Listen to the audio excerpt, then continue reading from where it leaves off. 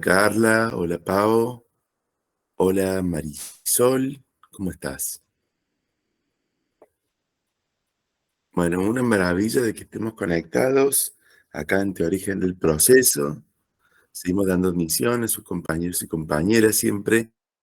Los primeros minutos son lo que se llama en las conexiones informáticas, lo llama la tolerancia informática, que es que cuando uno se quiere conectar, a veces debe tener un poquito de paciencia, porque a veces hay una diversidad de conectividades, o alguien en el momento que quiere conectarse, puede ser de que le pida actualizar el software o que esté intentando conectarse y que a lo mejor eh, no le tome la conectividad.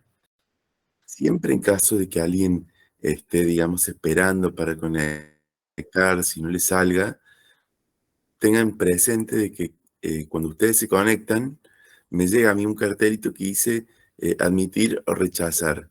Si ustedes se conectan y no entran directamente, bueno, a veces es conveniente cerrar el link y volver a hacer clic para ingresar, porque de esa manera el cartelito va a llegar. ¿Sí? Bueno, fantástico. En, bueno, en las clases anteriores, nosotros estuvimos trabajando con lo que son la unidad 1, 2 y 3. Una compañera suya que ya ingresó al campus, bueno, ya envió, digamos, las actividades, le recuerdo, digamos, acá el correo electrónico a donde pueden, digamos, enviar, es de robledo@unlar.edu.ar. De cada unidad, ustedes tienen trabajos prácticos, donde tienen, digamos, guías de estudio y también guías de fallos de jurisprudencia para que ustedes trabajen en forma, digamos, en su casa y las envíen. Y después en una tutoría nos ponemos de acuerdo y vemos, digamos, lo que han respondido entre todos ustedes. Para que ustedes tengan presente, siempre es importante, digamos, además de lo que es la lectura del manual de Teorigen del Proceso, entrar al campo virtual e ir haciendo lo que son estas actividades prácticas, porque les van a ayudar a aprender mucho mejor y de esa manera van a poder ir viendo cómo es la evolución de bueno, de su estudio. Sí, acá tengo a Brian que me está saludando con la manito. Muy bien. Hola Brian, ¿cómo estás? También aprovecho para comentarles que, bueno, ustedes recordarán, yo les envié, digamos, en nuestra primer clase un link que es de un formulario de Google que yo lo tengo, digamos, justamente para completar bueno, para justamente poder registrar su participación en lo que es el campo virtual y lo que es el grupo de WhatsApp, ¿sí?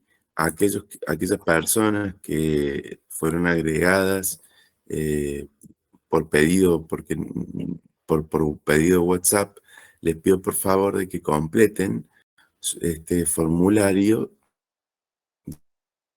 ya que de esa manera a mí me permite ir registrando lo que es su participación en el campo virtual, es el que coincide en la lista, ¿sí? Entonces, les pido por favor de que al completarlo pongan su nombre completo. Eso es para aquellas personas que no han completado hasta el momento el formulario. Si ustedes ya están en el grupo de WhatsApp y en el campo virtual, significa que ya ha sido, digamos, procesado la información de este formulario y que está todo ok de maravilla, ¿sí? Pero también les digo por eso, porque es muy importante para mí como profesor, se ven un participan. También, bueno, quiero recordarles que nosotros tenemos un segundo formulario porque la convocatoria a participar del proyecto de extensión sigue abierta. Yo les quiero comentar, porque por ahí a lo mejor hay alguien que no haya podido estar en clases anteriores. Nosotros tenemos este formulario de Google, que es este segundo, en el cual es distinto al formulario del campus virtual y del grupo de WhatsApp, donde les invitamos a participar en un proyecto de extensión universitaria. Para muchas de ustedes personas no han estado antes en un proyecto de extensión, a lo desconocido, le teme o no sabe cómo va a poder hacerlo. Tengan en consideración el año 2018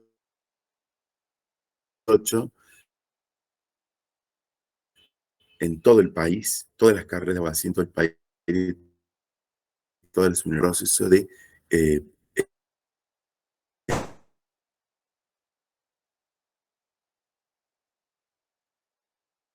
cuando abogacía la fue hacer proyectos de extensión con participación de estudiantes. Quiere decir que si fue evaluado en el año 2020 y estamos en el año 2023, han transcurrido los 3 años de la validez de nuestra resolución de CONIAU. Porque esto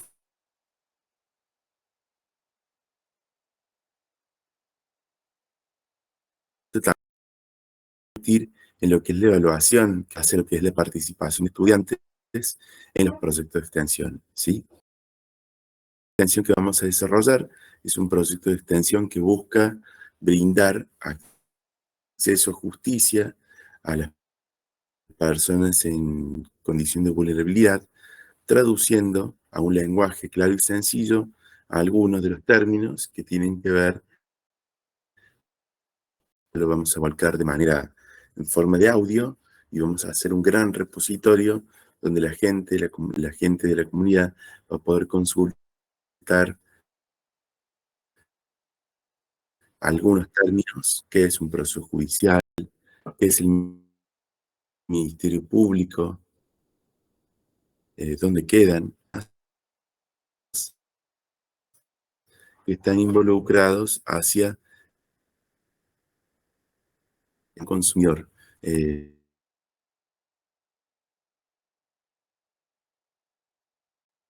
Y tengo un problema.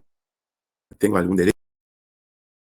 Las cuestiones que nos interesa poner, digamos, en un lenguaje claro y sencillo para que devolverle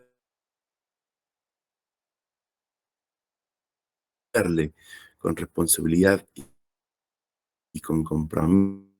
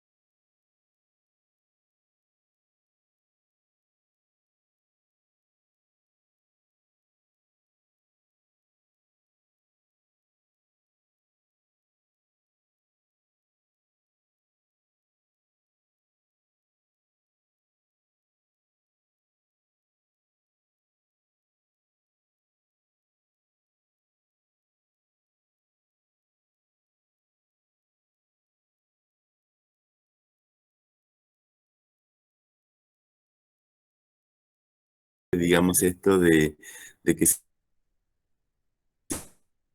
toca por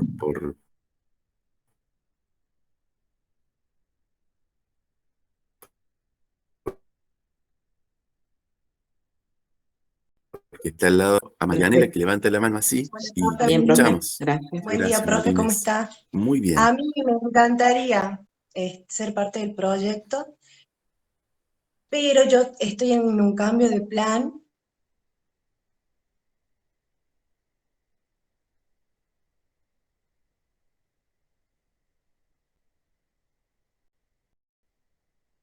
y me tiene Todos los estudiantes, miren, en todo, de hecho es es decir, pueden participar incluso, yo digo, invito, digamos, estudiantes que están en teoría general de proceso y en taller de litigación, por una cuestión que me ayuda, digamos, como para organizar un poco mejor lo que es la grilla de participantes y valorarlo positivamente lo que es la evaluación. De todas maneras, yo siempre les comento, nuestra universidad es pública, es inclusiva y es gratuita, ¿sí? Entonces, yo siempre les recuerdo, yo recibo una planilla que le imprimo del CIU Guaraní, donde tengo a aquellos estudiantes y aquellos estudiantes que se han inscrito en forma regular, ¿sí? Pero a su vez, siempre permite lo que es la participación de estudiantes oyentes que por distintas razones que puedan, digamos, tener, porque no han podido rendir todavía una determinada materia o además no se han podido inscribir en forma regular, y eso también, digamos, les permite participar porque se están preparando para rendir como estudiantes libres o están a la expectativa de que salga una resolución del cambio, digamos, la facultad de inscribir a nadie en el CIU. Los docentes no tenemos súper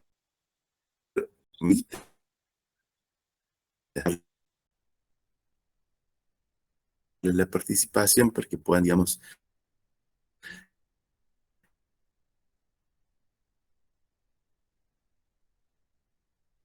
eh,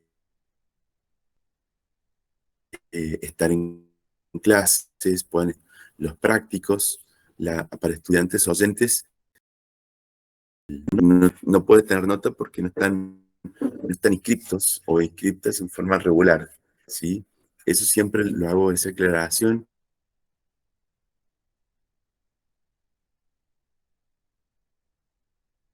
Pero acá, igual que siempre, digamos, aliento la participación. Para participar en un proceso de extensión, basta tener una cosa que es muy importante.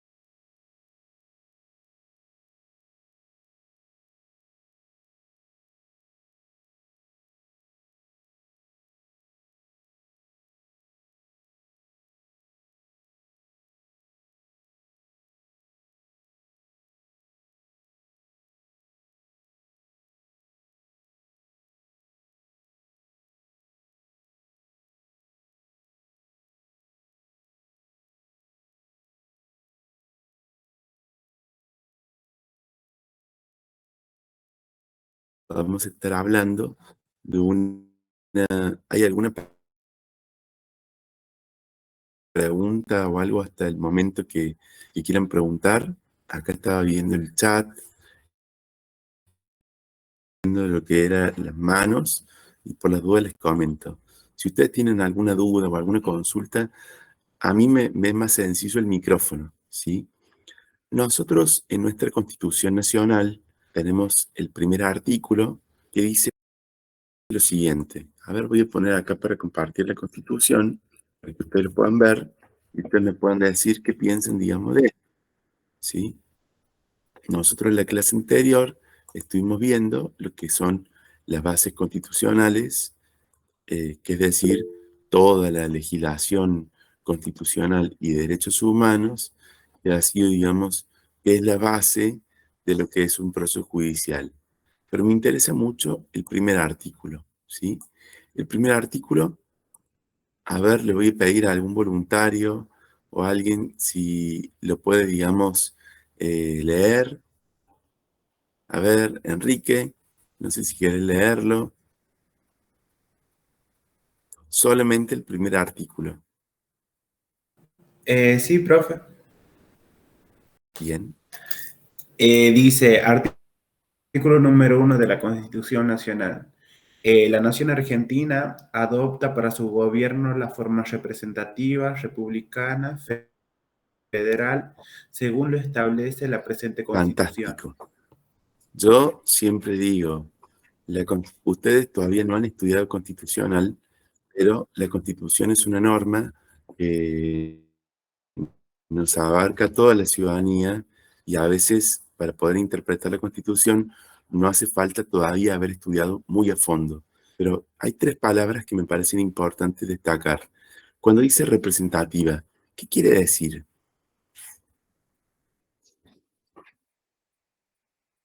Hola, profe, buen día. Buen día.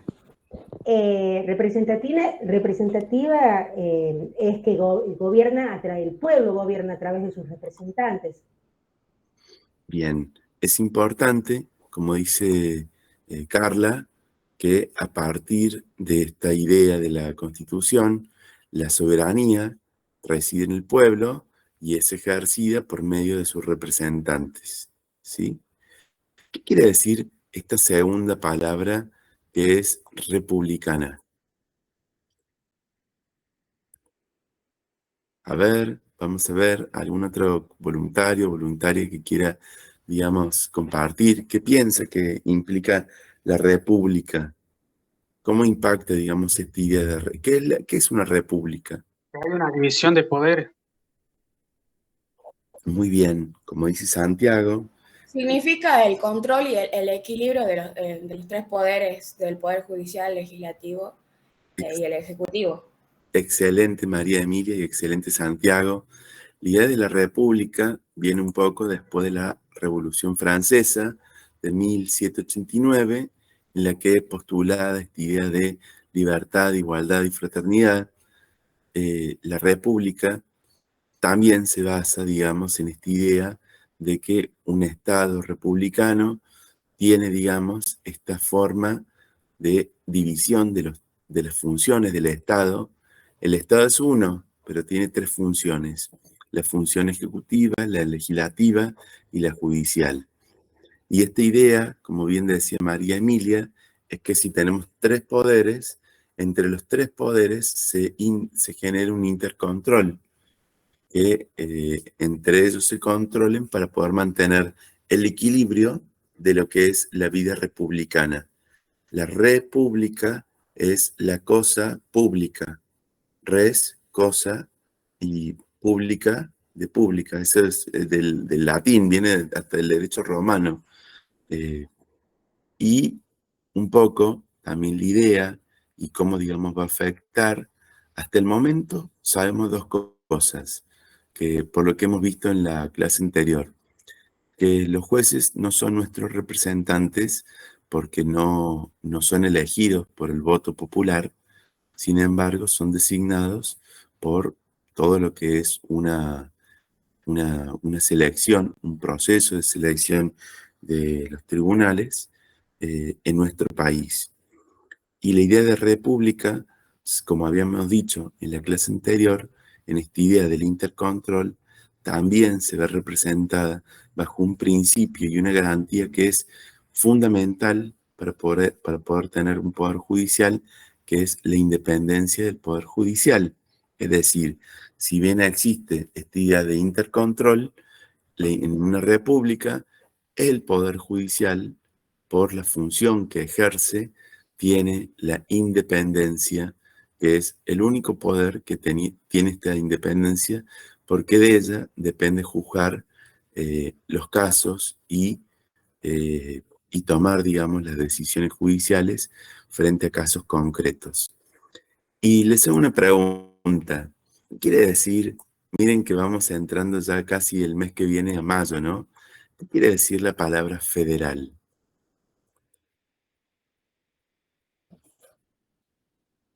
Que no hay un poder concentrado en un determinado lugar. Sí, Está muy yo bien, creo que Santiago. significa la convivencia entre los dos poderes, o sea, el gobierno de las provincias, porque cada provincia es autónoma, tiene su propio gobierno, y el gobierno federal, que es el gobierno que está concentrado en Buenos Aires, pero o sea, que es el presidente, ¿no? Porque yo creo que significa eso, federal, la convivencia entre los dos gobiernos. Y en esta historia de unitarios y federales, ¿hay algún nombre de La Rioja en la mente?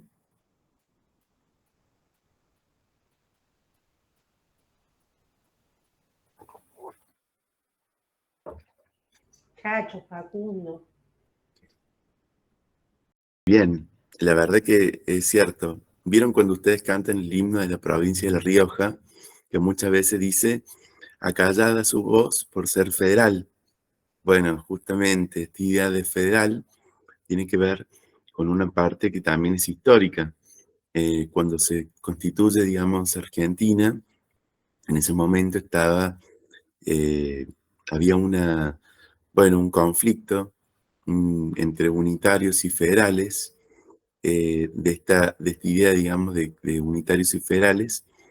eh, bueno, pero quedó, digamos, el espíritu federal como una forma de vida en comunidad en nuestro Estado-nación, esta idea de federal, porque hubieron 14 provincias que al momento de constituir la nación, entre ellas La Rioja, eh, postularon justamente la idea de crear una nación y para ello hicieron una delegación de poderes en forma expresa y limitada, porque las provincias se reservaron poderes para sí y designaron poderes que iban a ejercer en forma conjunta tanto las provincias como la nación.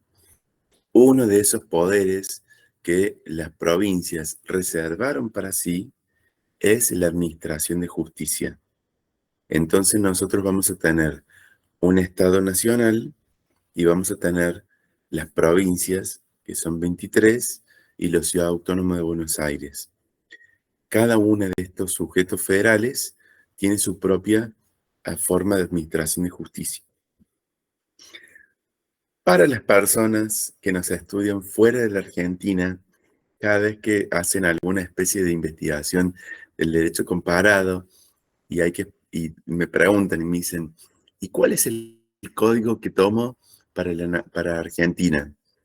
Y le explico, bueno, Argentina, por ejemplo, en el Código Procesal Civil tiene un código nacional y después tiene 23 códigos de las provincias. La Ciudad Autónoma de Buenos Aires no tiene un código propio porque utiliza el Código de la Nación. Pero claro, ya son 24 códigos. Y le digo, para poder decir algo de Argentina, tenés que leer 24 códigos.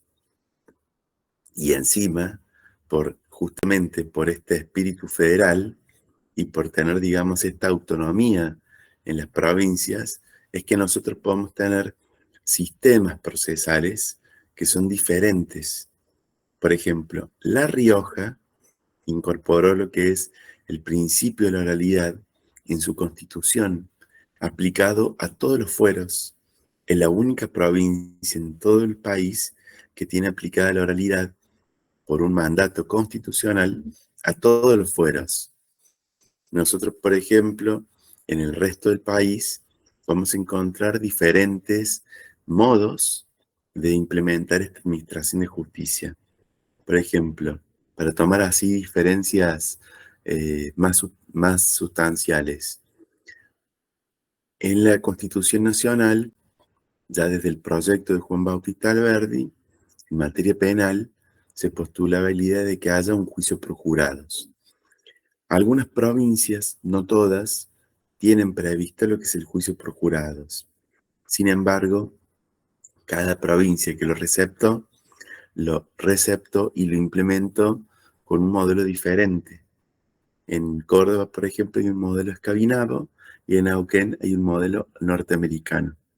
Son diferentes, son recontra diferentes. Es la misma institución, pero diferente. De por sí que en una provincia tengamos un sistema oral, en el resto de las provincias, sistemas escritos, lo hacen diferente, ¿sí?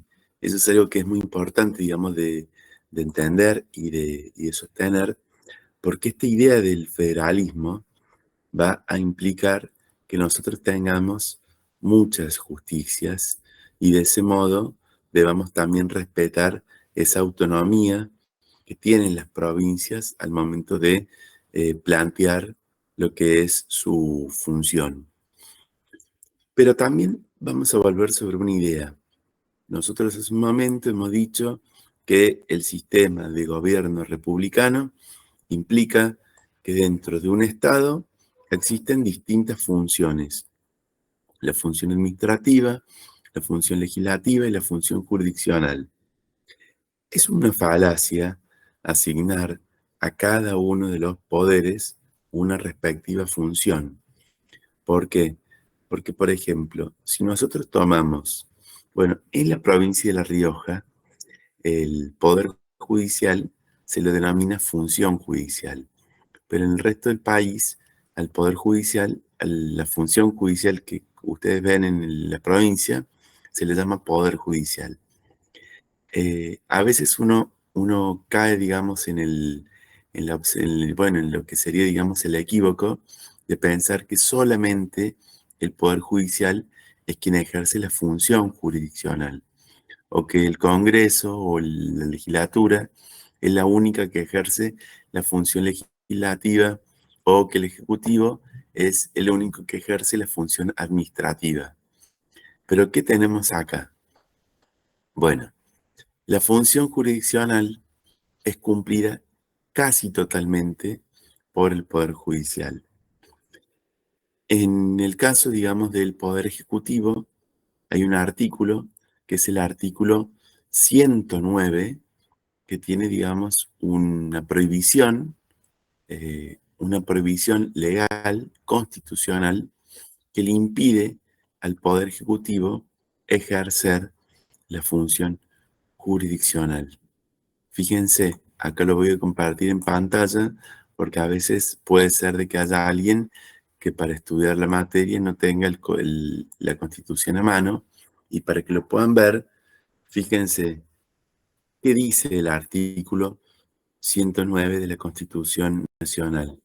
Yo les comento por las dudas, yo a la Constitución Nacional estoy observando a partir de un recurso que se llama Infoleg.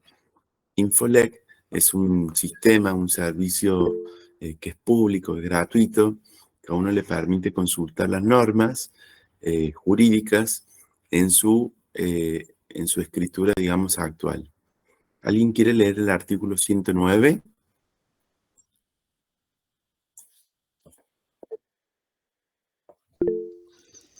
Sí, te escuchamos.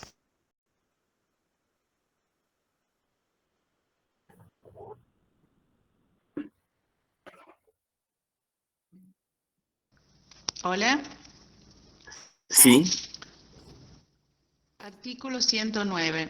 En ningún caso el presidente de la Nación puede ejercer funciones judiciales, arrogarse el conocimiento de causas pendientes o restablecer las fenecidas. Fenecida. Fenecidas. Fenecidas es una palabra que suena como español antiguo. Fenecer es como vencer o es como la fecha de vencimiento. Fenecer es algo que terminó. Fenecer también se aplica, son palabras, digamos, que implican que hayan terminado. Sinónimo de perecer. De perecer.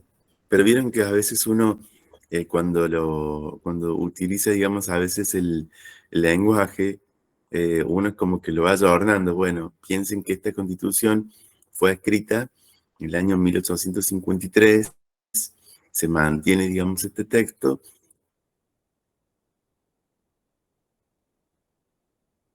Y a veces recoge el uso y cumbre de cómo se hablaba, digamos, en la época. Entonces era muy común esto de decir perecer, o perenne, o fenecido. Por eso, digamos, lo tenemos. Pero acá lo que tenemos es algo muy claro. Lo primero que podemos observar es una prohibición, que es decir que el Poder Ejecutivo tiene vedado ejercer la función jurisdiccional. Ahora les pregunto, ¿el Poder Legislativo ejerce en algún momento la función jurisdiccional?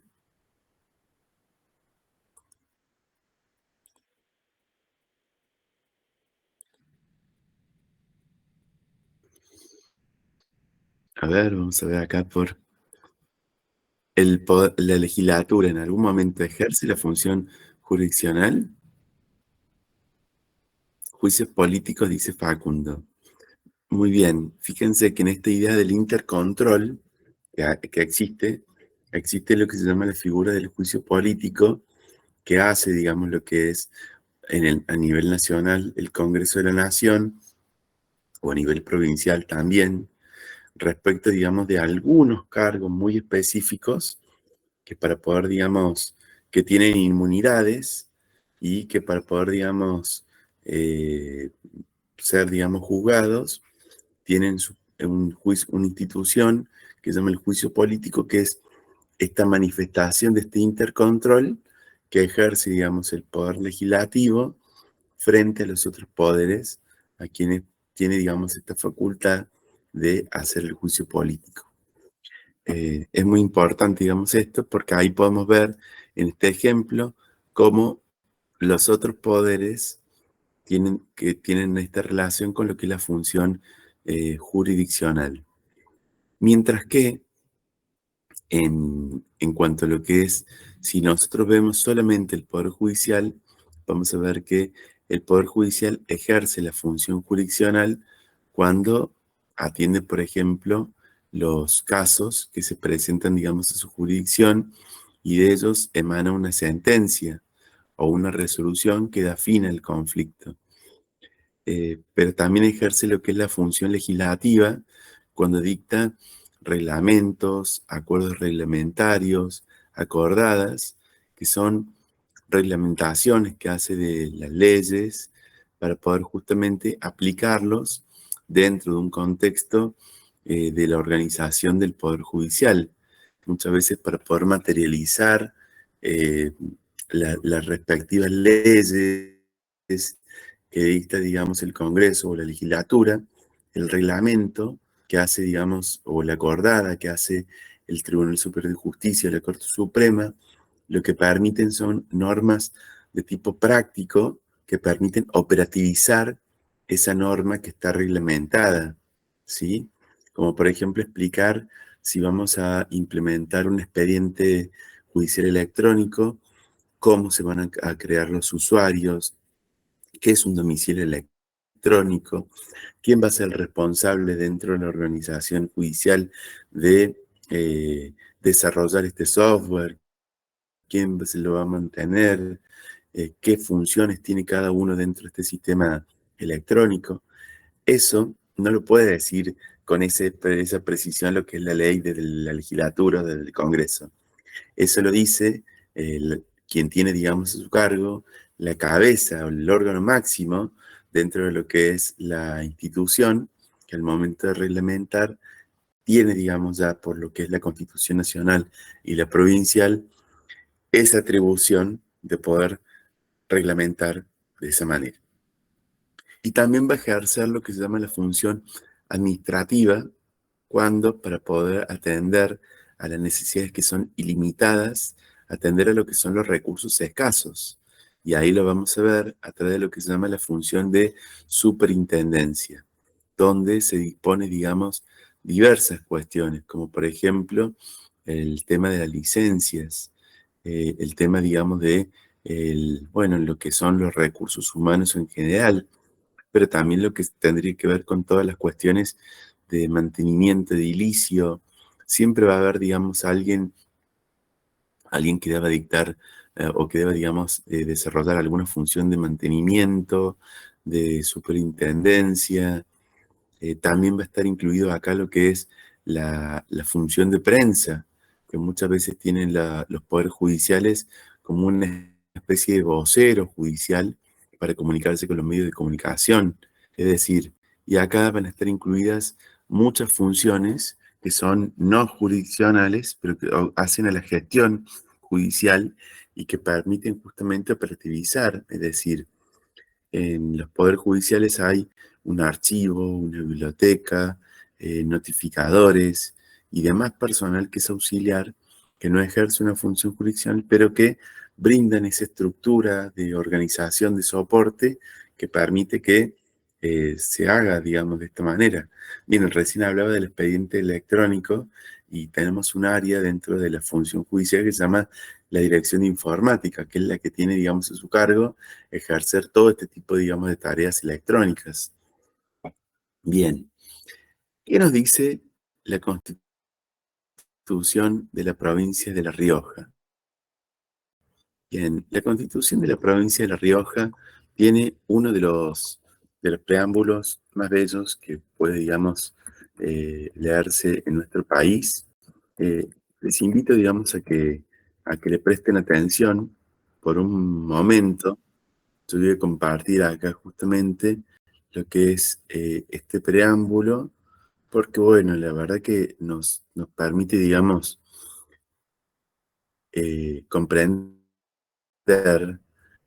algo que es muy valioso, que es justamente nuestro preámbulo, que no tiene una función decorativa dentro de la Constitución, tiene una función que es, bueno, dentro del preámbulo están previstos lo que serían, digamos, muchos de los principios.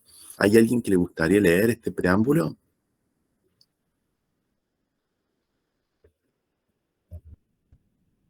Yo, profe. Adelante, Preámbulo de la Carla. Constitución de La Rioja. Los representantes del pueblo de la provincia de La Rioja, reunidos en convención constituyente,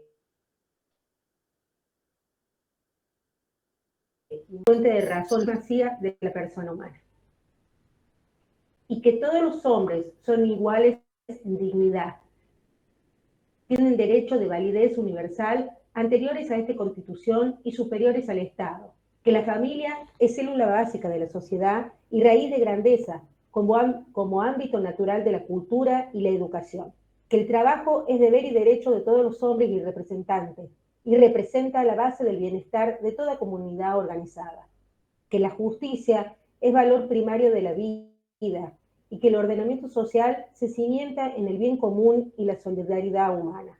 Decididos a promover la creación de una sociedad justa y libre, exenta de toda discriminación por razones de credo, raza, sexo o condición social, abierta a formas superiores de convivencia y apta para recibir y aprovechar el influjo de la revolución científica, tecnológica, económica, social que transforma el mundo. Resueltos a consolidar un Estado democrático basado en la participación popular que garantice a través de las instituciones estables y legítimas la plena vigencia de todos los derechos que esta Constitución reconoce y consagra. Procuramos consolidar los intereses históricos de nuestro pueblo y vigorizar las expresiones de la cultura regional como base de la identidad popular y condición de la unión nacional y latinoamericana. Proclamamos la dignidad creada del trabajo, la participación de todos en el disfrute de la riqueza y el respeto de la Constitución y la ley por gobernantes y gobernados, la periodicidad y Ahí bajo, ahí está. la efectiva responsabilidad de quienes ejercen la función pública, evocando la gesta justiciera de Facundo Quiroga, Ángel Vicente Peñalosa, Felipe Varela y entre todos nuestros próceres, héroes y luchadores del pueblo riojano para alcanzar un verdadero federalismo y un definitivo régimen de libertad y justicia social. En nombre de nuestro pueblo, sancionamos y promulgamos esta Constitución para la provincia de La Rioja. Es hermoso. Díganme si no sienten así el pecho que le late así de la emoción. Me falta Victoria Pero Romero ahí, Sí, sería profe. perfecto. Claro. Miren, les digo, acá es muy importante porque estas palabras que nosotros las vemos en la Constitución Nacional, después las vemos reflejadas en lo que es el preámbulo de nuestra Constitución de la provincia de La Rioja. Les digo que, aparte, les comento, estas constituciones también las hemos puesto dentro de lo que es el aula virtual para que ustedes lo tengan. Para que ustedes tengan presente esto, fíjense, la Constitución de La Rioja nos dice, el preámbulo no es una mera enunciación de principios, sino una fuente interpretativa de orientación para establecer el alcance, significado y finalidad de las cláusulas de la Constitución. Es decir, tiene un valor enorme, enorme, digamos, siempre leer lo que es la Constitución, porque nos da una base que a partir de eso se modifica todo. Se modifica todo. Como ustedes habrán visto, hay algunas expresiones que, si bien leer el preámbulo a uno lo emociona, el preámbulo tiene, digamos, algunas expresiones que tienen una especial y vital importancia para nuestra materia. Por ejemplo, hablar de que la justicia es un valor primario de la vida y que todo el ordenamiento se cimenta en este bien común y en la solidaridad humana, también es una guía interpretativa que nos va a impactar dentro de lo que es la función judicial, que está abierta a formas superiores de convivencia. También va a impactar porque ustedes saben que en la teoría origen del proceso, nosotros estudiamos lo que es las formas dentro del debate, dentro del proceso judicial, pero también hemos incluido lo que son los métodos participativos de resolución de conflictos. Entonces son formas superiores de convivencia y, por supuesto, esta idea que tiene, digamos, de crear instituciones estables y legítimas y la plena vigencia de los derechos que esta Constitución reconoce y consagra, es muy importante. Si ustedes leen la Constitución, los primeros 4 artículos van a reafirmar esta idea esta idea de la soberanía que hemos estado mencionando hace un momento, también la de la forma de gobierno, los principios políticos, los principios del sistema político que tiene, digamos, justamente asociada a la idea de la distribución del poder, ¿sí?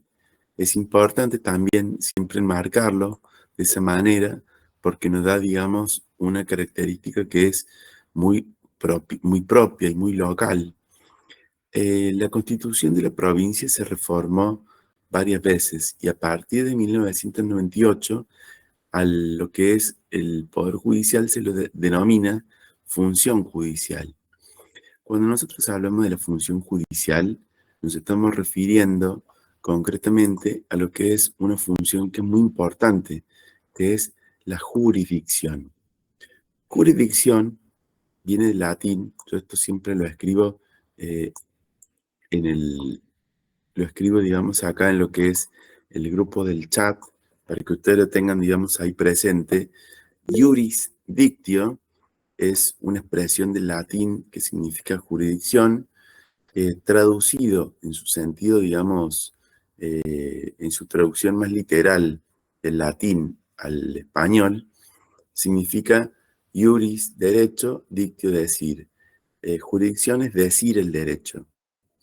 Sucede que modernamente el juez o la jueza no solamente dice el derecho, sino que además se ha agregado una función más, que es la capacidad de ejecutar esa decisión que viene, digamos, justamente investida de este poder, de esta autoridad que tiene, digamos, justamente por ser uno de los 3 poderes del Estado.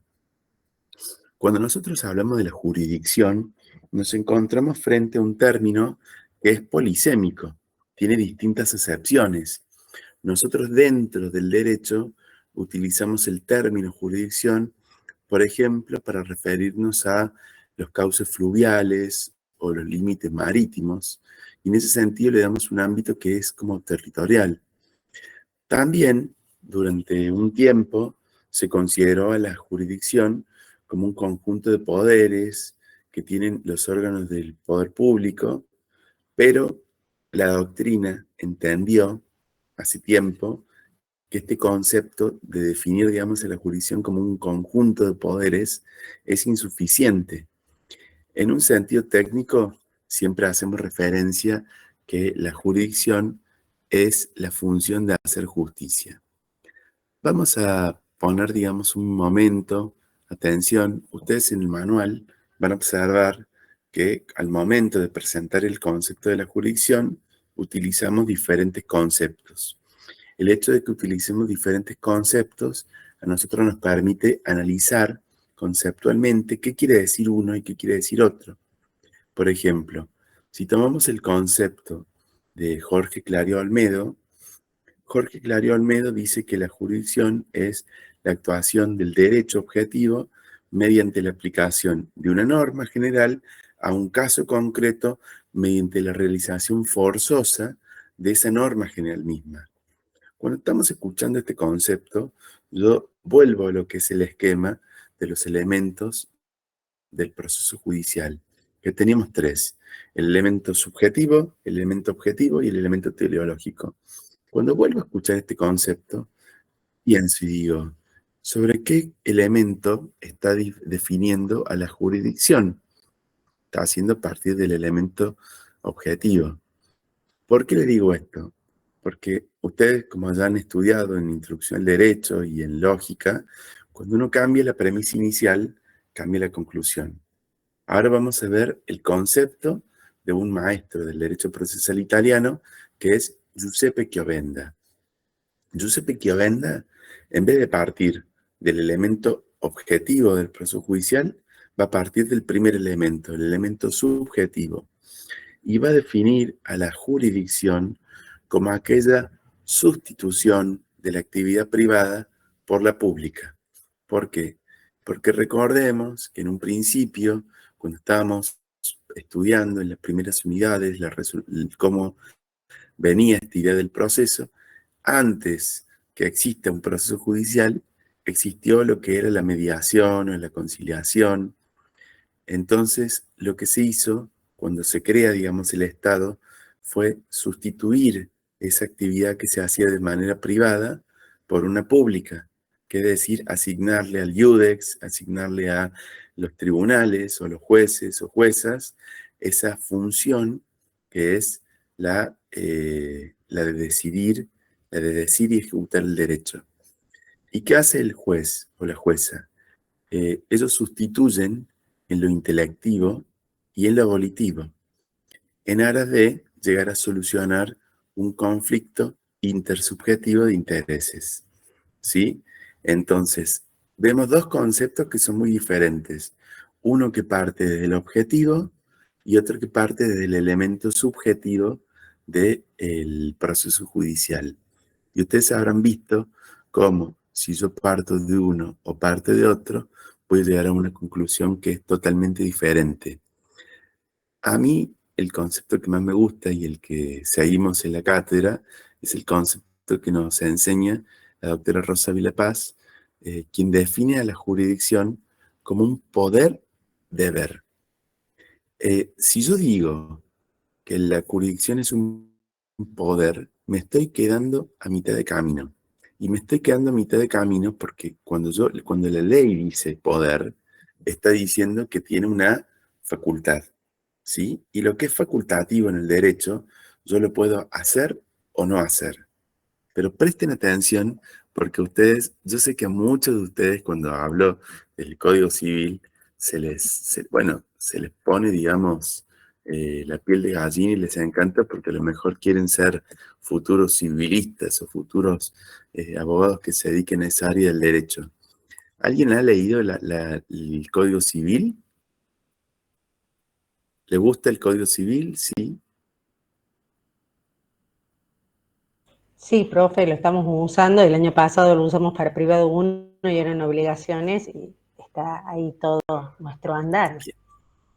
Yo les voy a mostrar un artículo, porque yo siempre digo, este título preliminar, creo que lo han estudiado muchas veces, porque lo han visto seguramente en privado 1 y en introducción al derecho, y cuando les muestro esto, ustedes ya lo conocen.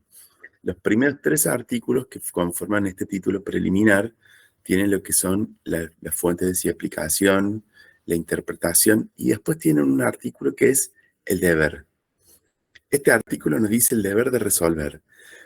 El juez debe resolver los asuntos que sean sometidos a su jurisdicción mediante una decisión razonablemente fundada. Esta idea que yo les mencionaba está hablando, digamos, del poder y está hablando del deber, el concepto de Ávila Paz. ¿Por qué? Porque el poder viene, digamos, de lo que es este principio de autoridad, por ser justamente una cabeza del Estado que está ejerciendo esta función. El deber implica la obligación que tiene este órgano que es público y que se encuentra predispuesto a ejercer el ejercicio obligatorio por parte del Estado mediante órganos especiales a fin de dirimir litigios sometidos a la justicia a través de resoluciones fundadas para cada caso concreto. Yo siempre leo y digo, qué valioso que es el Código Civil y Comercial de la Nación, que ha traducido el lenguaje de los derechos humanos en una legislación sustantiva del derecho privado. Este concepto del Código Civil es del año 2014. Este concepto de la doctora Ávila Paz es anterior, pero ustedes verán que tiene, digamos, esta esencia porque tiene un basamento ambos en lo que es un enfoque de derechos humanos. Es decir, las definiciones anteriores de Clario Almeida y de Giuseppe Chiovenda no tenían esta impronta o no habían sido definidos pensando en los derechos humanos. Cuando yo estoy pensando en derechos humanos, yo estoy viendo cómo es un poder deber de ejercicio obligatorio por parte del Estado mediante órganos especiales que son los tribunales, los jueces, juezas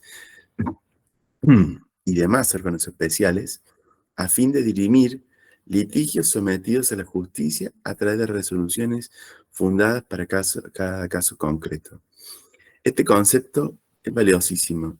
Siempre el hecho de poder aprenderse los conceptos en el manual, ustedes van a ver que tiene, digamos, una serie de conceptos, porque la idea es poder presentarles una diversidad de pensamientos, es decir, la doctrina procesalista no siempre piensa de modo uniforme, sino que también en el manual se puede, digamos, representar de modo pluralista distintas maneras de pensar y distintas corrientes a través de esos conceptos, porque el día de mañana ustedes van a interactuar con personas que tengan distintas corrientes de pensamiento en el derecho y es importante que ustedes las conozcan.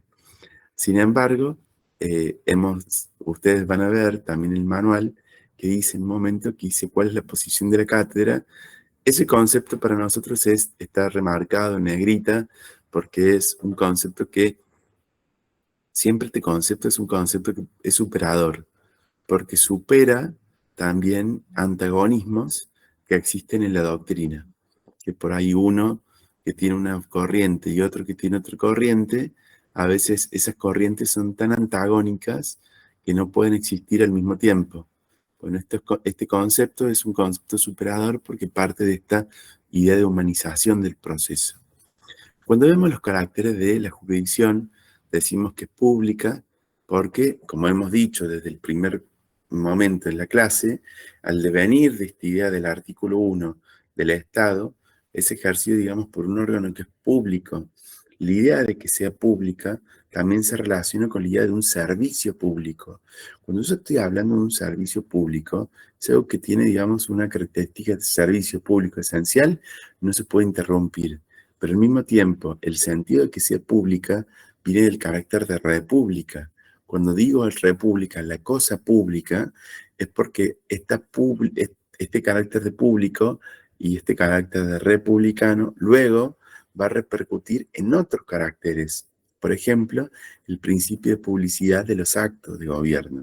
Fíjense que las sentencias, salvo las que tienen que ver con cuestiones de asuntos muy privados, que es decir, por ejemplo, cuestiones de índole de familia o cuestiones que tienen que ver con el secreto de sumario, salvo ese tipo de cuestiones muy limitadas, el resto, las sentencias son públicas, es decir, por este principio de publicidad. Es única porque lo ejerce el Poder Judicial. El Estado tiene, digamos, un modelo respecto a lo que sería, digamos, esta administración de justicia como una expresión de una garantía de poder brindar de modo accesible el mismo servicio a todas las personas. Eso quiere decir, si yo, por ejemplo, esto no fuera única, podría llegar a tener distintos sistemas de justicia de acuerdo a las personas o de acuerdo a la geografía.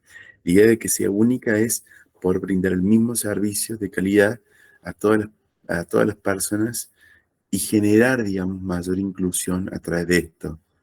Por ejemplo, si una persona tiene una discapacidad, bueno, en esta idea de que es única, se busca, digamos, también la manera de generar accesos adecuados a justicia, el trato adecuado a justicia y que esa persona pueda ser incluida como eliminando las barreras culturales, sociales, económicas que puedan impedir, digamos, ese acceso. El hecho de que sea única también le da una característica muy importante porque, como hemos dicho, esta jurisdicción la ejerce casi en forma total lo que es el Poder Judicial o la función judicial.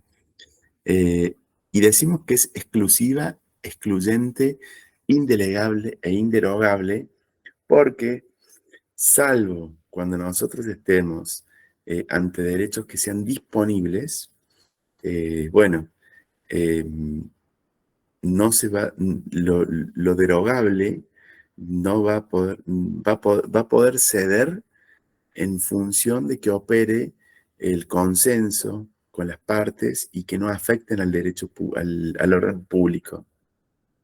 Sin embargo, esta idea de que sea indelegable también quiere decir de que, por ejemplo, un magistrado o una magistrada no puede delegar la función de decir y ejecutar el derecho en el secretario o secretaria. Es decir, quien hace la sentencia, quien firma la sentencia, es, en definitiva, quien ha jurado por la Constitución hacer cumplir lo que es la Constitución mediante lo que es la administración de justicia. Esto es algo que es muy importante, digamos, de tener presente. La jurisdicción también es un concepto que tiene límites, que son 4 grandes límites. El primer límite tiene que ver con el ámbito geográfico, porque como ustedes han visto, la jurisdicción es algo que es una idea que emana de la soberanía, y cuando decimos que emana de la soberanía, tiene un alcance, la soberanía tiene un alcance que es geográfico. Nacional, ustedes pueden ver el mapa de Argentina, que abarca las provincias, las Islas Malvinas, la base de la Antártida, es decir, todo eso, más lo que sería, digamos, la plataforma continental marítima, abarca lo que es la soberanía de Argentina y eso va a ser el límite de lo que es la jurisdicción.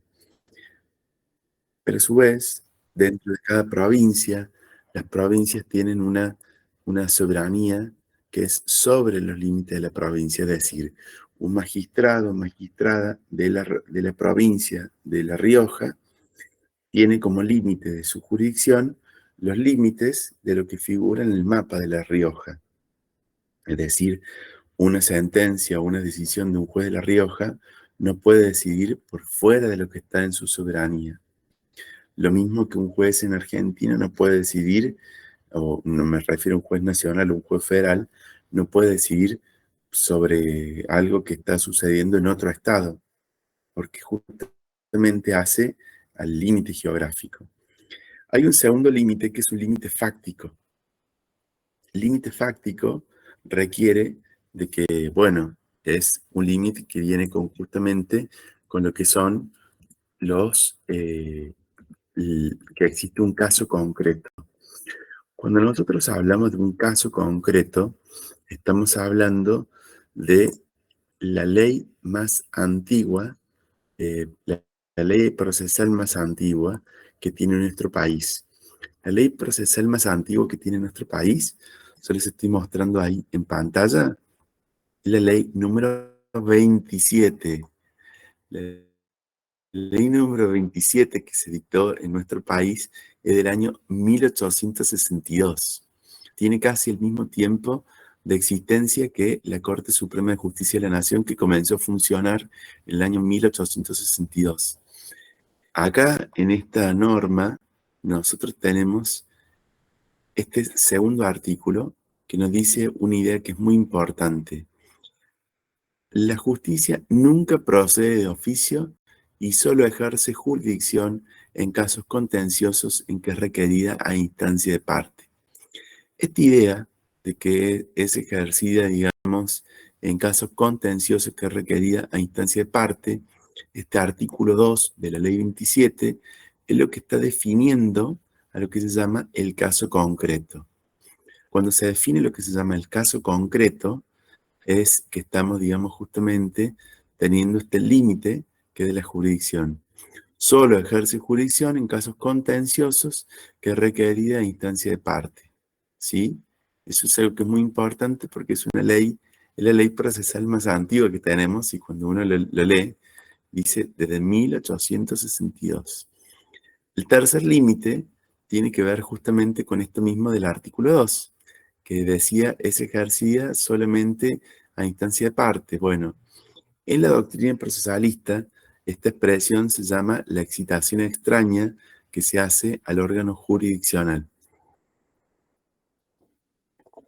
Como la regla es que dentro de un sistema dispositivo la justicia funciona a partir del incentivo que hace, digamos, justamente una parte cuando hace una petición, ya sea, por ejemplo, de una demanda o que solicita una medida cautelar, esa excitación extraña al órgano jurisdiccional va a ser el tercer límite porque, imagínense, si la justicia tuviera que proceder de oficio, siempre tendría que ser como el panóptico que hablaba Foucault, de un ojo que todo lo vea. Y la justicia no puede ser omnipresente o estar vigilando todo lo que sucede en todo momento. Por eso es que requiere este tercer límite, que es esta excitación extraña, que es que los sujetos, las partes, hagan estos pedidos de justicia y ese pedido va a generar, digamos, esta excitación extraña porque no proviene dentro del Poder Judicial. Por eso es extraña, porque es externa al Poder Judicial. Y el cuarto límite es un límite que es jurídico, que es la ley. La ley es un límite legal porque la jurisdicción puede actuar siempre dentro de los límites de lo que la ley considera, digamos, lícito. Danisa, está levantando la mano. Hola, hola, profe, buen día, ¿cómo está? Hola, Danisa, qué alegría Qué saludarte. gusto. Gracias, igualmente. Profe, te quería hacer una consulta, porque Sí. anoche estuve viendo unos prácticos en el cual a mí me parecía, aplicando la lógica, donde plantea una situación de que un juez que ha jurado en la magistratura para ejercer en la provincia, también podría ejercer en la nación. Digo, aplicando la lógica mía, no puede porque hay una incompetencia de jurisdicción. ¿Está bien lo que pienso? Danisa, está muy bien lo que vos pensás, pero te propongo lo siguiente. Como hay compañeros y compañeras tuyas que todavía están haciendo los prácticos, nosotros vamos a trabajar estos prácticos en la próxima tutoría, el sábado que viene, no este sábado para darles tiempo, sino el otro sábado, para que ustedes tengan tiempo de ver lo que son los prácticos que están en el campus. En el campus virtual ustedes tienen guías y también tienen fallos para que ustedes revisen y lean. Dentro de eso está la pregunta de Danisa. Esa pregunta es una pregunta que te hace pensar, como bien decís vos, Danisa, porque te hace pensar en el término de si puede o no puede. Son preguntas que ustedes pueden responder. Yo les animo a que las respondan. Virginia, ¿cómo estás? Virginia, Gracias, profe. por favor, gracias a vos. Virginia, mira, a ver. Sí, profe, buen día, ¿cómo está? Buenos días, Virginia. Mira, te anoto. Yo tengo un formulario de Google que a mí me Sí, permite, digamos, seguir lo que es la matriculación de las distintas personas en el campo virtual. Te pido, por favor, si sos tan amable, completa este formulario, pero también a mi WhatsApp, envíame lo que es el correo electrónico de lo que es el mail que vos usas en el campo virtual, así podés, digamos, ingresar al campo virtual, ¿sí? bueno, perfecto, profe, gracias, muchas gracias. El mail, miren, mi mail es muy sencillo. Es la letra D de Diego, Robledo, @unlar.edu.ar. Casi todos los profes tenemos un mail que es la primera letra del nombre, el apellido, @unlar.edu.ar. Ahí pueden enviar un mensaje. Piensen que los profes recibimos de distintas materias. Escriban que profe, le envío este práctico número tal de la asignatura Teoría General del Proceso. ¿Sí? Así yo voy a poder ubicar más sencillamente de dónde me están escribiendo, porque pueden reescribirme de otras materias de Derecho Procesal Civil o demás que le estamos teniendo en este mismo. El tercer límite que mencioné fue la excitación extraña y el cuarto fue la ley. ¿Cuáles son los elementos que tiene la jurisdicción? Bueno, los elementos que tiene la jurisdicción son elementos que nosotros llamamos elementos clásicos de la jurisdicción, a elementos que son la nocio, la vocatio, la coercio, la judicium y la executio. ¿Sí? La nocio, que se escribe notio, lo escribo acá en el grupo, en el notio, es el primero. La notio es el derecho de conocer una cuestión litigiosa determinada, atendiendo a 4 aspectos, digamos, específicos. Primero, las reglas de competencia, que nos definen estas aptitudes para conocer en la cuestión propuesta. Lo segundo es esta aptitud que tienen los sujetos procesales para actuar en juicio, que es decir, la capacidad. La tercera es la recepción del material del conocimiento, ordenando las medidas de instrucción que las partes propongan y también las que la ley autoriza, como medidas para mejor proveer.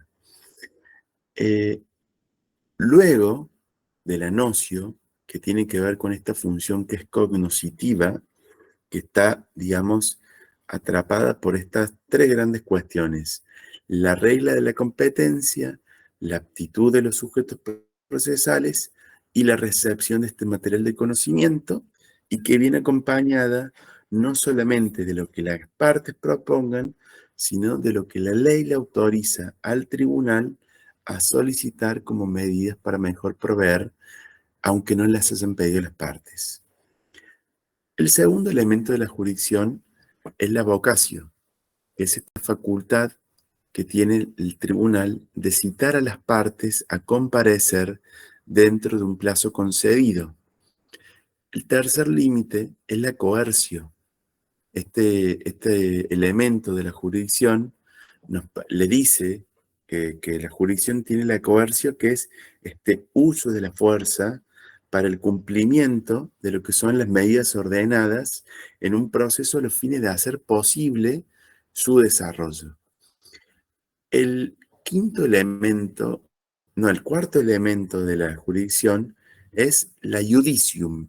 Este elemento es importantísimo porque es la facultad de dictar sentencia poniendo fin de esta manera al litigio, es decir, generando lo que es la cosa juzgada una vez que las sentencias quedan firmes. Y esto de la judicium es importante porque siendo un poder de ver la jurisdicción, el juez, la jueza, no puede dejar de resolver. ¿Sí? Esto es muy importante y esto es muy importante. Y el último elemento de la jurisdicción es la execución, es el imperio para poder ejecutar las sentencias. ¿Saben por qué yo les digo de que la jurisdicción tiene, digamos, este elemento de la judicium, este poder de ver? Miren, cuando ustedes estudian Derecho Romano, ¿cierto? Sí, profe. Bueno, en el Derecho Romano, cuando el iudex se le sometía un caso a su jurisdicción y pensaba que el derecho no era claro, el juez o la jueza podía, digamos, decir, el caso no está claro y por lo tanto podía excusarse de resolver. Esa norma fue atendida por Dalmacio Vélez Arfiel, que en el artículo 16 del antiguo Código de Vélez, Hoy sería el artículo Vélez, 3, perdón, profe, hoy sería el artículo 3. Abrí el micrófono porque yo soy muy obediente, usted dijo que abra el micrófono en vez de hacer la mano. Gracias, Carla. No, es que hoy a veces es difícil atender, digamos, esto y el chat y todo al mismo tiempo, por eso es más fácil el micrófono. Sí, Carla. Hoy sería el artículo 3 del Código Civil y Comercial, el antiguo, que suplanta al antiguo Código de Vélez. Exactamente. En ese artículo Vélez, lo que había dicho era, el juez no puede dejar de resolver so pretexto del silencio de la ley o de la una. Lo que hace el nuevo código es que en vez de, antes tenía una expresión que es como decirlo en negativo, no puede dejar de resolver. En el Código Civil lo escribe en positivo, dice el juez debe resolver. Entonces es como que no deja lugar a duda este aspecto porque antes se escribía en negativo, no debe dejar de resolver, y en lo escribe en positivo, el juez debe resolver. Por eso, digamos, es muy valioso este aspecto. ¿Cuáles serían los momentos en los que se ejerce la jurisdicción? La jurisdicción se ejerce en 3 momentos. El primer momento es un momento cognoscitivo en el que el tribunal conoce cuándo se desarrollan los actos de la demanda, de la contestación de la demanda, de la prueba, de los alegatos. El segundo momento es un momento que es resolutivo, que es cuando el tribunal resuelve, cuando fija los hechos y decide razonablemente el caso. Y el tercer momento puede existir o no, de acuerdo a que exista o no la etapa eventual de la ejecución de sentencia, que es el momento ejecutorio, que es cuando el tribunal hace cumplir una decisión resuelta ante el incumplimiento de la persona condenada.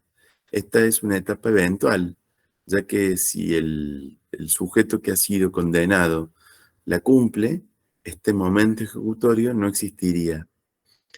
El Código Civil y Comercial ha incluido dentro de lo que son los artículos 1710 a 1715, yo los anoto a 1715, ha incluido un paradigma que es muy importante. Antes, los tribunales solamente actuaban ante un caso contencioso, es decir, ante la presencia de un caso concreto y actual. Ahora el artículo 1710 a 1715, que lo recepta el Código Civil y Comercial, ha implementado lo que se llama el deber de prevención del daño y la acción preventiva con un carácter amplio, no solamente para evitar la producción, la continuación o el agravamiento del daño, sino también de cualquier quebrantamiento del orden jurídico. esta función preventiva a cargo de los jueces comprende dos grandes aspectos. Por un lado, lo que se llama la función jurisdiccional preventiva para lo que es la sustanciación y resolución de estas acciones preventivas que están previstas en el artículo 1710 y que cuando es planteada por la parte legitimada va a constituir propiamente lo que es una función jurisdiccional porque va a resolver un conflicto de tipo preventivo. Mientras que a su vez también ha implementado lo que se llama la función administrativa preventiva, en la que puede disponer medidas preventivas que considera adecuadas cuando, en ocasión de conocer otros asuntos, y aun cuando nadie se lo solicite, el tribunal advierta la existencia o la posibilidad cierta de causar un daño o que se produzca un quebrantamiento del orden jurídico. Y en este caso es una función de tipo administrativo preventiva. Nosotros lo que dentro de las herramientas procesales en la tutela preventiva tenemos, por ejemplo, las medidas cautelares, las medidas autosatisfactivas, pero también tenemos las manifestaciones preventivas de la acción de amparo, del habeas corpus, del habeas data, porque a veces no hace falta que nosotros esperemos a que una situación se produzca, sino que, por ejemplo, el habeas data lo podemos plantear preventivamente para saber si los datos que que obran en un registro y que son de nuestra persona, si son correctos o no. Es decir, y en base a ello poder prevenir un dato incorrecto. O el habeas corpus preventivo, o el amparo preventivo, que se utiliza muchísimo en materia de medio ambiente. Es decir, uno no espera que el daño ambiental se produzca porque eso sería pero irrevertible. Lo que sí hace es justamente atender esta situación de prevención. ¿Qué tenemos del otro lado? Tenemos lo que se llama la jurisdicción contenciosa. Esta jurisdicción contenciosa es la que es obra, digamos, dentro de lo que es una división muy dentro de la doctrina clásica, en la que a la jurisdicción judicial la dividimos de dos maneras. Jurisdicción contenciosa, para referirnos a los casos en los cuales está este adjetivo contencioso que implica esta disputa antagónica entre dos sujetos que van a debatir por intermedio de un sujeto que es un tercero imparcial sobre un mismo objeto litigioso. Tenemos por el otro lado lo que se llama la jurisdicción voluntaria. Esta jurisdicción voluntaria es una función que a veces se ejerce a cargo del tribunal, por ejemplo, para dar autenticidad a un acto, para reconocer situaciones de derecho. Por ejemplo, cuando se le pide, digamos, al tribunal nombrar tutores o rectificar partidas o inscribir en forma tardía un nacimiento.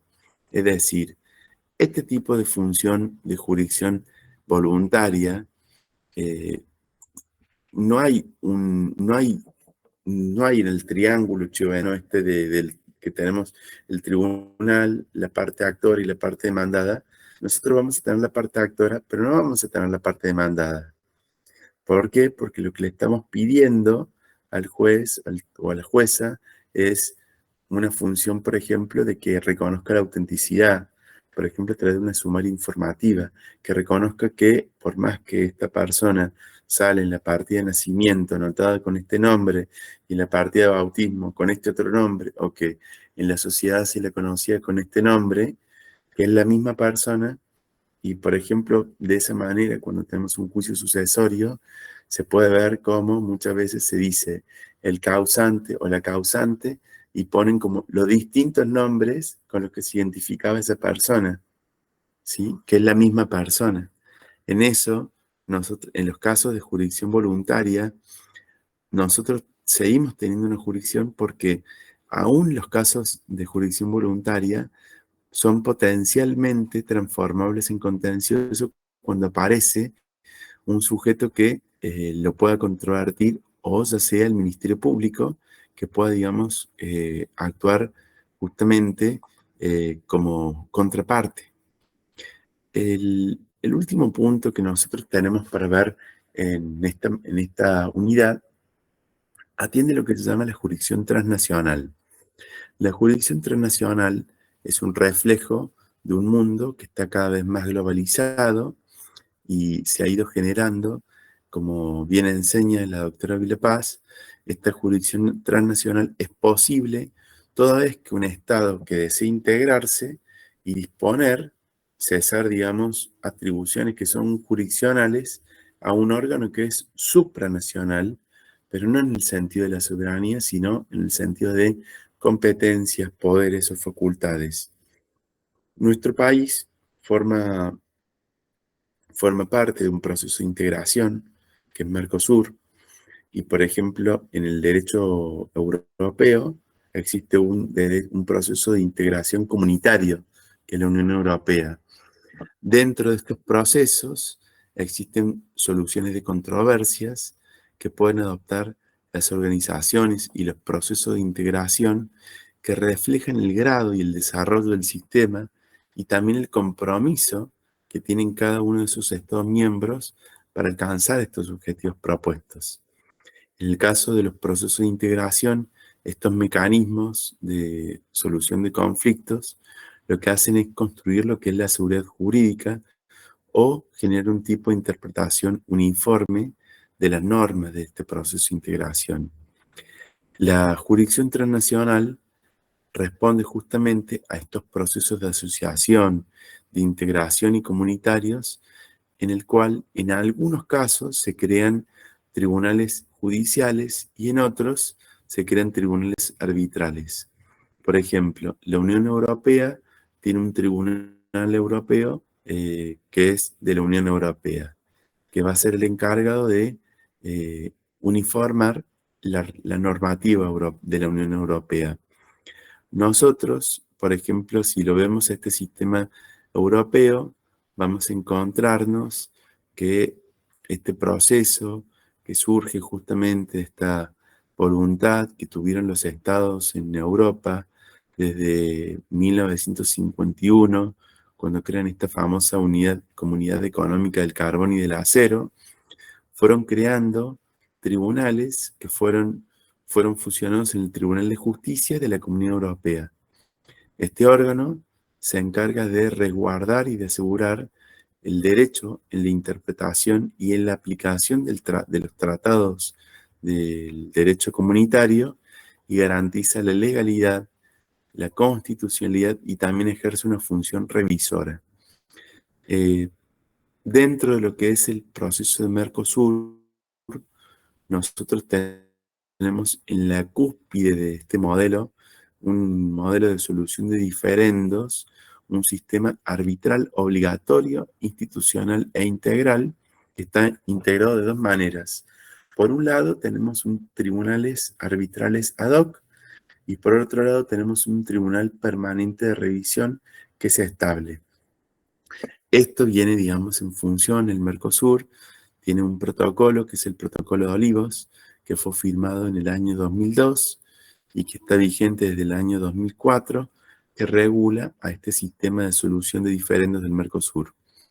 Cuando nosotros vemos a lo que es este Tribunal Permanente de Revisión, lo vemos como un órgano jurídico que tiene como función principal garantizar esta correcta interpretación, la aplicación y cumplimiento de los principales documentos normativos del Mercosur, como son el Tratado de Asunción, el Protocolo de Europreto, las decisiones que hace el Mercado Común, también las que hace el Grupo de Mercado Común, y todas las directivas que emanan de lo que es la Comisión de Comercio del Mercosur.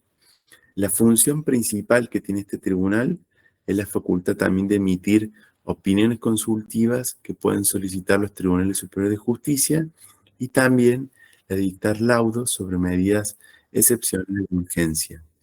Como podemos ver, dentro de lo que es el sistema arbitral de Mercosur, nosotros tenemos, por un lado, los tribunales arbitrales ad hoc, cuya función va a ser conocer y resolver en materia de controversias que se susciten entre estados partes, ya sea a instancia de estos o de particulares. También pueden dictar medidas provisionales, pueden emitir recursos declaratoria y pueden resolver cualquier divergencia que se produzca en el cumplimiento del laudo.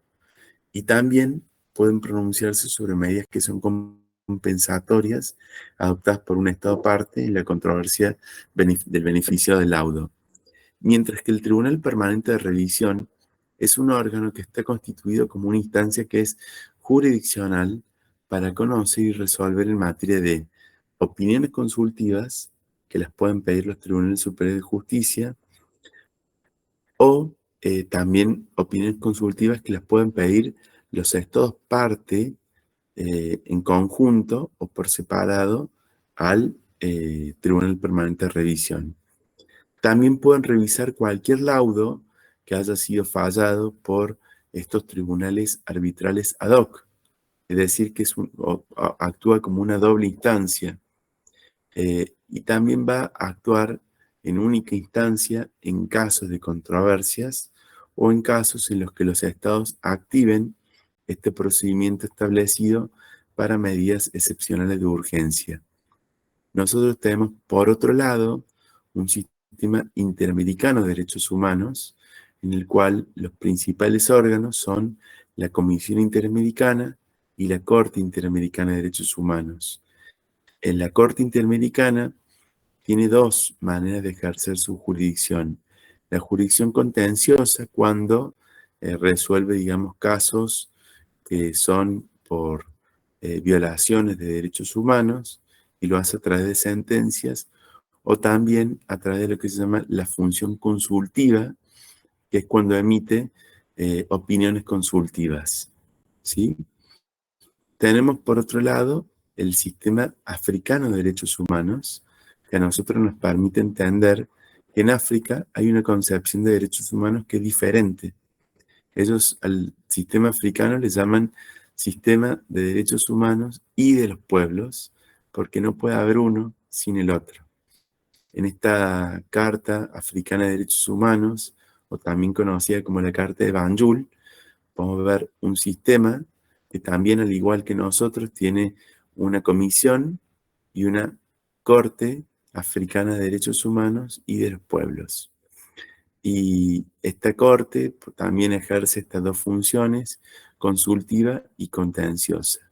Con esto, queridos alumnos y queridas alumnas, nosotros damos por finalizado lo que es esta unidad de lo que es la jurisdicción, unidad 4, y a nosotros nos quedaría les propongo lo siguiente: ustedes trabajen, digamos, con lo que son las unidades, y nosotros el sábado que viene podemos ver y a poner en común lo que son estas actividades para que nadie se quede con la duda de cuál es la solución aplicable, digamos, al caso, ¿sí? Con esto les despido con un fuerte abrazo y ahora a continuación ¿Sí? Le quería hacer una consulta. Mañana primero tenemos clase. Eso lo necesito, digamos, articular en un momento. Les voy a avisar por WhatsApp, porque necesito articular también con lo que es otra materia que estamos dando, que es Derecho Procesal Civil y Comercial, para poder, digamos, organizarnos. Si tenemos mañana tutorías, yo les aviso y les confirmo por el grupo de WhatsApp, para que si alguien que no está conectado acá en este momento, también se entere. Yo siempre que hay tutorías les voy a avisar por el grupo de WhatsApp. En eso no se preocupen. ¿Sí?